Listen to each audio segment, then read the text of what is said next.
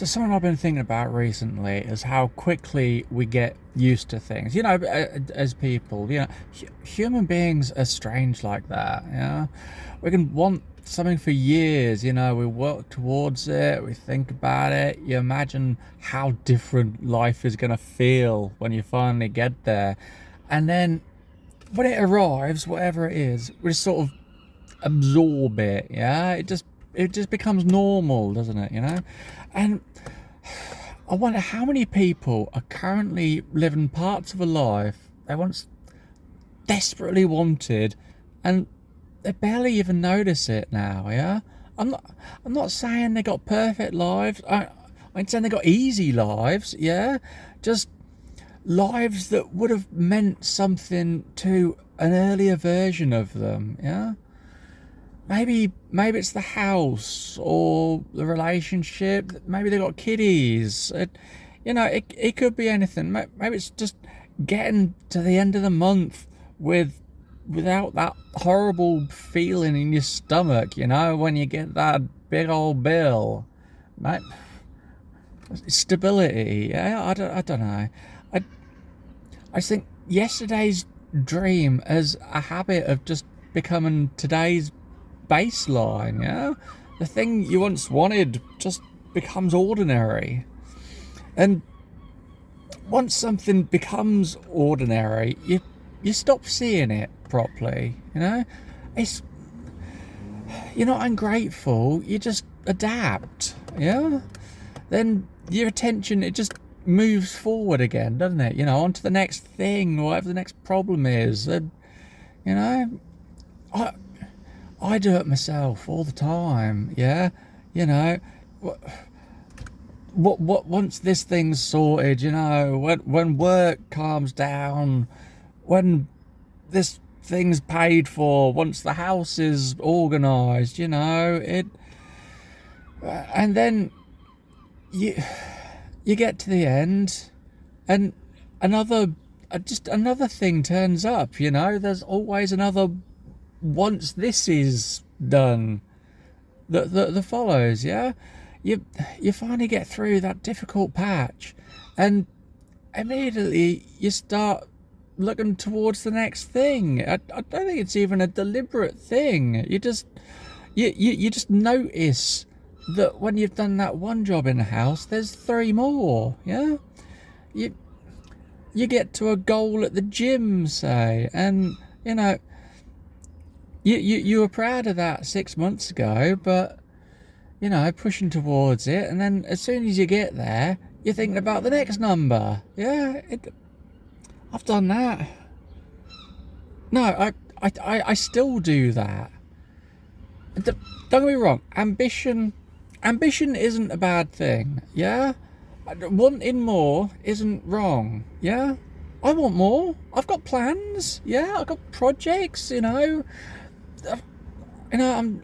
doing the book, the channel, work. Fitness to an extent.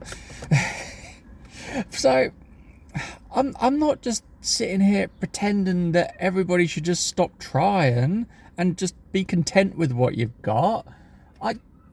I wouldn't believe it if I said it myself. I've just started wondering whether some of us have lost the ability to recognize enough, when it's actually right there in front of us. Because if enough is always in the future, do we actually get there? Does it actually arrive? That's the thing I can't shake out my head. We're constantly comparing yourselves to this imaginary version of yourself. That fitter Stu, that calmer Stu, that Stu who started earlier. The one who made better decisions, the one who managed to build a career and raise children and be healthy and save money and still have friendships and hobbies and have a tidy house. And I can't stand that bloke, by the way. He's unbearable because he don't exist. But he does exist because he's in here, and He's there all the time. I'm comparing him. I'm comparing myself to this life I haven't even lived. Yeah, you can't win against that. How can you win against this imaginary perfect life? You can't outperform someone who only exists in your head. But people still try. They try for years, just trying to catch up with someone who ain't real, trying to become the person they've decided they should be by now. Nobody's given these metrics out to anyone. It's just you're gauging who you think you should be yourselves, yeah? And, you start grieving that you haven't got this life that you've just imagined. Yeah, the thing the business you never started, yeah? The career path you didn't take, the version of yourself you thought you were going to become. And yeah, it is understandable. Yeah, that grief is understandable. Life is full of trade-offs. Yeah, you say yes to something, so you're closing a door on something else. That's just the way it is. You can't live every version of your life. You can't go through every option and pick everything. That's just that's just the way it is. But there's a danger, and just spending so much time looking at the life you wish you had that you stop seeing the one you actually got. Yeah, because you need to live your real life. You can't just live this imaginary pretend life wishing you had that. Yeah, you've got to live your real life. And then the internet comes along, doesn't it? Yeah, with you wake up, you open your phone, but before you even had a cup of coffee, you're comparing yourself to some guy on a beach in his Speedos. He's got the buff bod, he's got the girl, he's got a speedboat in the car. I can't hack that before I've had a coffee and my breakfast. Human beings did not evolve and crawl out of caves to compare themselves to Mr. Universe on bloody Facebook,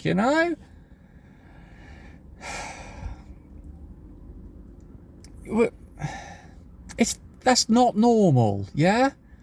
But it's become the norm. And after a while, ordinary life starts to feel inadequate. That's not because it is inadequate. It's not inadequate at all. But your comparison is just warped, yeah? Most people's lives are fairly ordinary, yeah? They get up, have some breakfast, go to work, do a bit of shopping, sort the laundry, roast dinner at the weekend, whatever. You pay your bills, take the kiddies to school, blah, blah, blah, blah, blah. Yeah? You crash out on the sofa, wondering where the week went. But that's not failure, yeah? That life's not a failure. That's adulthood, yeah? But when you start comparing that to somebody's edited highlight reel, yeah? It starts to feel like you're doing something wrong, like you're behind. You think that your house should be nicer, you should be buffer, your future should just look bigger, yeah? And the horrible thing, you can have a decent life, yeah? And still feel as though you're losing. That's horrible. You're not comparing your full, messy life against someone else's full, messy, ordinary life, yeah? You're comparing your unpaid bills and your tiredness and your arguments and, that washing that's still in the corner that I will get to one day, I swear. But you're comparing all of that to the Kardashians. And, that does something to people over time, yeah, quietly. It it's trained you to, you know, you you you can't trust what enough is. Yeah, that's it. You can't trust what enough is. You can't recognize what enough is for you. You know, there's always that, yeah, but, but I could have it, I could have that. And, yeah, things are better than they were, but they should be even better. We should be even further along. Other people have made even more progress. I'm not where I thought I'd be right now. And like I say, want more. I don't think that wanting more is a problem. Yeah? More can be exactly right, yeah? More savings can mean less fear of the future, yeah? It gives you more security, more fitness, more healthy eating can give you a better body to live in. More confidence can, it means finally taking that leap you've avoided for years, yeah? More, more skills gives you freedom. But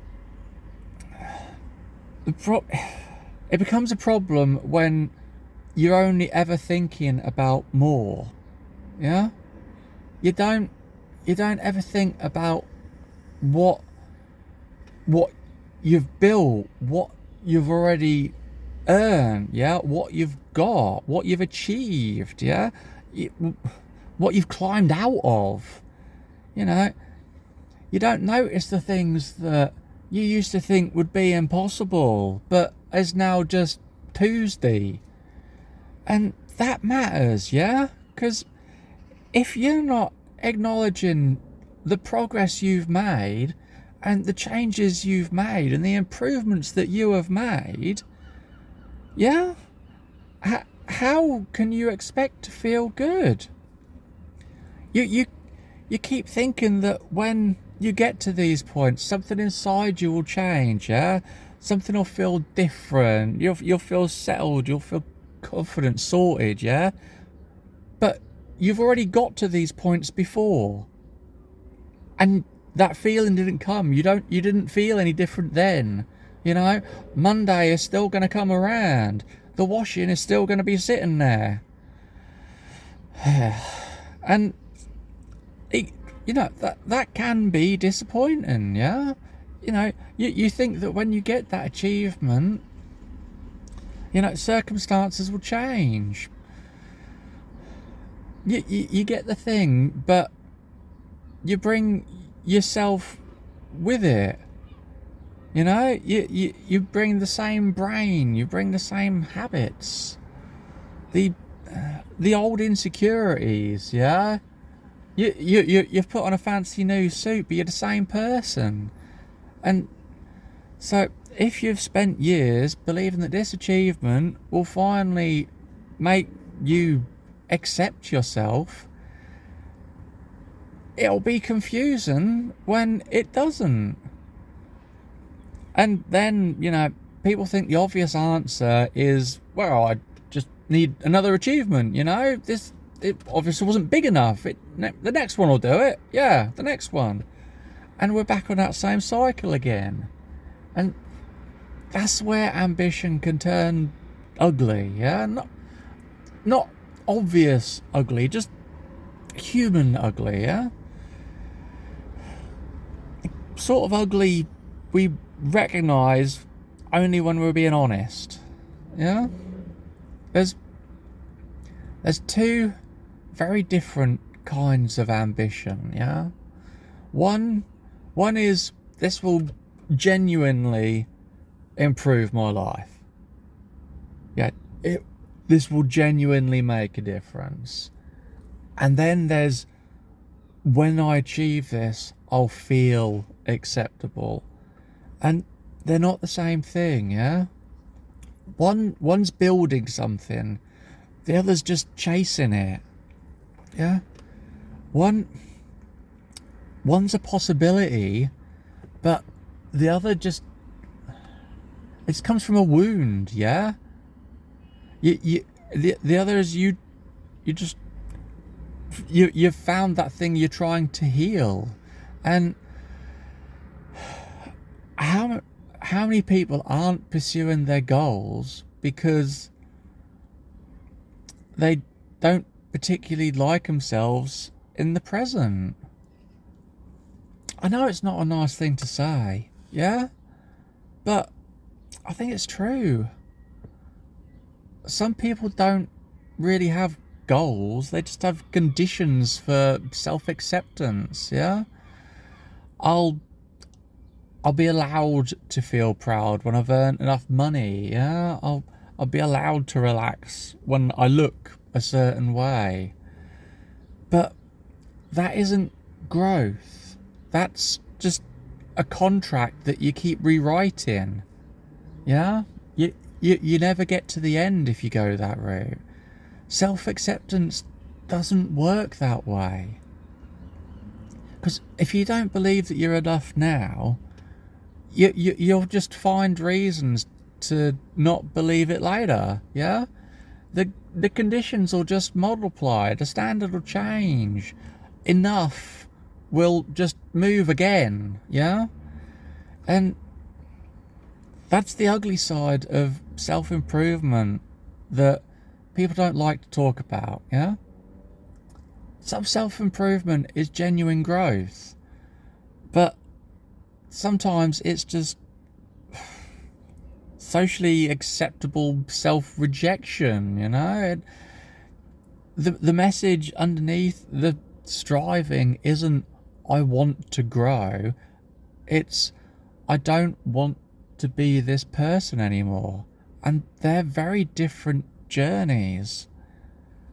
One's trying to build a life, but the other is just trying to become someone you can finally tolerate. And that's a hard way to live. Your current life just becomes temporary. Yeah, everything just becomes temporary. It's something to endure until real life begins. You know, you're just living in a kind of waiting room. Yeah, waiting to finally feel ready, to feel secure, waiting to become the person you think you're supposed to be. But your life doesn't pause while you're waiting. That's the brutal bit. Yeah, life don't pause. Your children are still growing, your parents are still getting older. Yeah, your body is changing, your friends disappear, and you're still waiting for this version of life where you allow yourself to be present. And I don't know, that's got to be one of the saddest ways a person can, just lose their life. Not in a big dramatic collapse, not through some obvious failure. They just postponed it. It's just the whole life is one once this is sorted at a time. Just, it's constantly been after this next thing. Until you look back and you realise you're a fat, bearded git at 40 and the waiting room you're in was your life. Yeah, that ordinary Tuesday was your life. That school run was your life. Yeah, none of it is filler. None of it is the bit before life starts. That is life. And that doesn't mean stop building. That doesn't mean stop wanting better. That's not what I'm saying at all. Please don't think that's what I'm saying. Yeah? I don't... It doesn't mean that settling for things... You know, that don't settle for things that are hurting you. There's got to be some way of wanting more without seeing now as worthless, yeah? There's got to be some way of building a better future without abandoning the life you already have. There has to be some way of improving yourself without using the improvement as proof that the current version of you is unacceptable.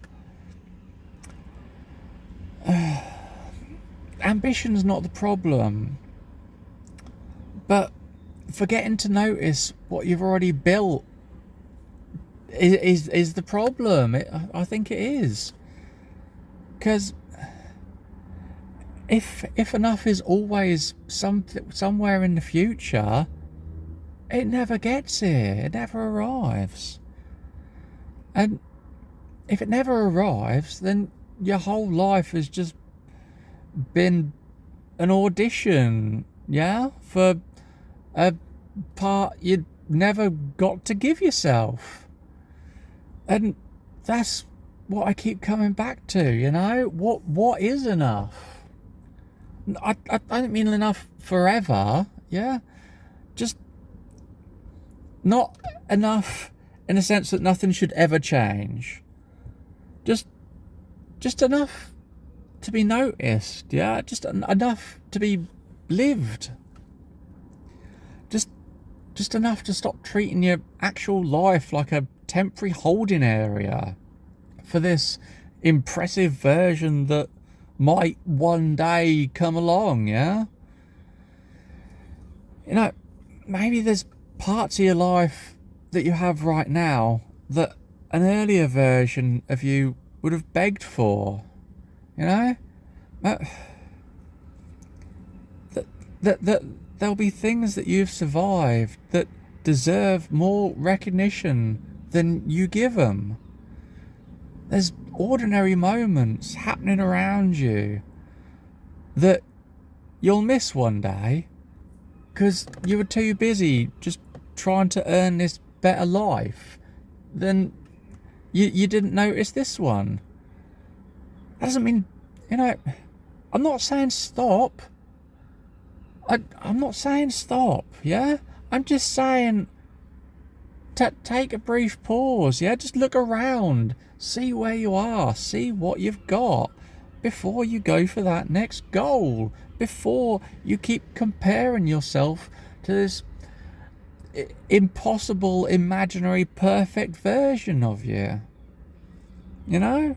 The one that always says that you're behind. What if some of what you have is enough? What if it has been enough for a while? Yeah? And what if the problem is that your life isn't small, but you've just forgotten how to see it properly? Do you choose how it ends?